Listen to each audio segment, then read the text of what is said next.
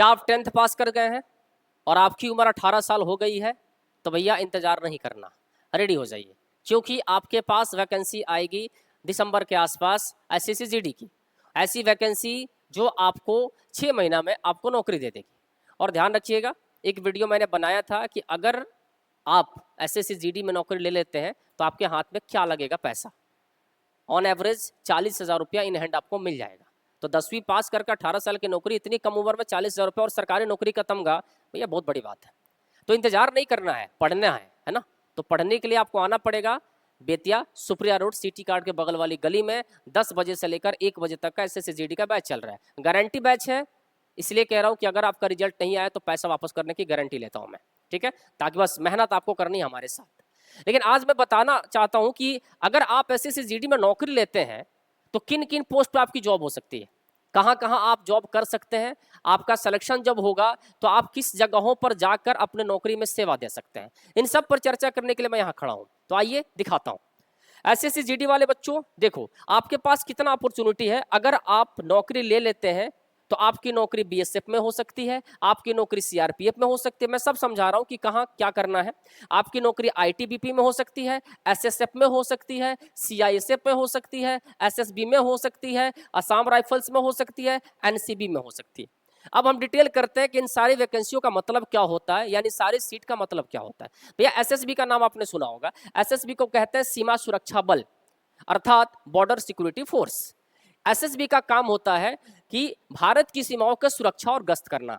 यानी एसएसबी भारत की सीमाओं पर क्या करता, सॉरी एसएसबी कह रहे हैं बीएसएफ, बीएसएफ भारत की सीमाओं पर सुरक्षा करता है। जैसे मेरे बड़े भैया बीएसएफ में हैं, तो पाकिस्तान का बॉर्डर हुआ, चाइना का बॉर्डर हुआ, इन सब बॉर्डर पर आपका बीएसएफ गश्ती करता है, उसकी सुरक्षा प्रदान करता है। उसी प्रकार सीआरपीएफ की अगर बात करें तो भैया केंद्रीय रिजर्व पुलिस होता है, आंतरिक सुरक्षा और दंगों को नियंत्रित करने में सहायता करता है। तो सीआरपीएफ का जो काम होता है वो देश के अंदर अगर कोई गतिविधियां खराब है या दंगा भड़क गया है या कोई ऐसा मैटर हो गया जिससे देश की आंतरिक सुरक्षा पर सवाल उठ रहा है तो उन जगहों पर सीआरपीएफ को तैनात किया जाता है। अर्थात इनको बॉर्डर पे कोई काम नहीं होता, देश के अंदर ही अपना काम करते हैं। उसके अलावा आईटीबीपी भैया भारत तिब्बत सीमा पुलिस, यानी चीन सीमा और ऊंचे पहाड़ी इलाकों में गश्त करने वाले हम कहते हैं आईटीबीपी। इसमें अगर आपकी जॉब होती है तो भैया चीना कह रहा हूँ सॉरी चीन में जो आपका बॉर्डर है, जो आपका हिल स्टेशन है, वहां पर ये लोग क्या करते हैं, जॉब करते हैं। उसके अलावा एसएसएफ की नौकरी को सबसे स्टैंडर्ड जॉब माना जाता है आपके एसएससी जीडी के द्वारा, इसलिए क्योंकि केंद्र सरकार के सचिवालय भवनों दिल्ली में सुरक्षा प्रदान करते हैं। यानी आपकी नौकरी दिल्ली में होगी, आपके सचिवालय में नौकरी हो सकती है, या बड़े बड़े भवनों की सुरक्षा का जिम्मा दिया जाता है। जैसे मान लीजिए लोकसभा है, विधानसभा है, आपके पीएम आवास है, इन सब जगहों पर इनकी नौकरी दी जाती है, सुरक्षा प्रदान करने के लिए रखा जाता है। इसके आगे आएगा तो सीआईएसएफ पर नौकरी बहुत सारे बच्चों की होती है। केंद्रीय औद्योगिक सुरक्षा बल, सरकारी कारखाना है, मेट्रो है, हवाई अड्डा है, वीआईपी सुरक्षा है। अर्थात सीआईएसएफ की नौकरी में बहुत तगड़ी नौकरी होती है। मेट्रो स्टेशन पर जाइएगा, एयरपोर्ट पर जाइएगा, या ऐसी जगहों पर जाइएगा जहां सरकारी कारखाने, बड़े बड़े हथियार रखे गए हैं, उसकी सुरक्षा प्रदान करने का काम जो होता है वो सीआईएसएफ का होता है। एसएसबी को कहते हैं सशस्त्र सीमा बल, भारत नेपाल और भारत भूटान सीमाओं की सुरक्षा का जिम्मा होता है एसएसबी के पास।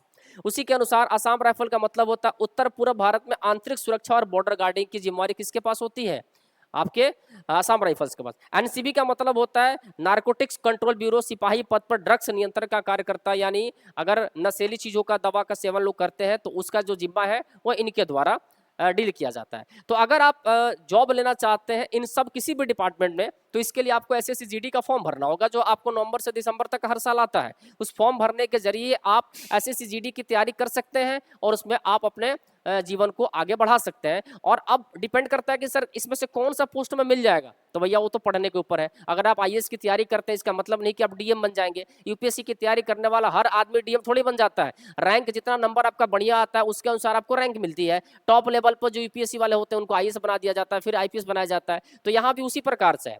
आप सिलेक्शन किए कि मुझे एसएसएफ चाहिए तो भैया आपको नंबर बहुत अच्छा लाना पड़ेगा।